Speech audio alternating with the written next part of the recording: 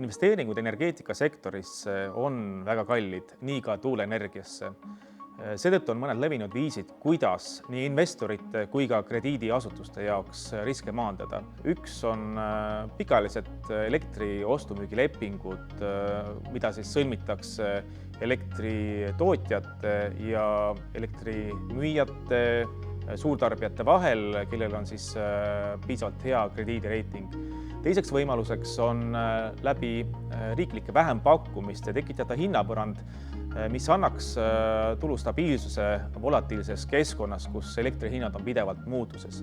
Kolmandaks võimaluseks on riiklike garantiidega võimaldada sellist tulukindlust suurtele investeerimisprojektidele. Ja neljandaks võimaluseks võiks olla elektrituru mudeli reform, tekitades siis sinna näiteks hinnapõranda. Ükskõik millise lahenduse me valime, me peame otsustama kiiresti, sest aeg ei oota, meil on vaja uusi investeeringuid tuuleenergiasse.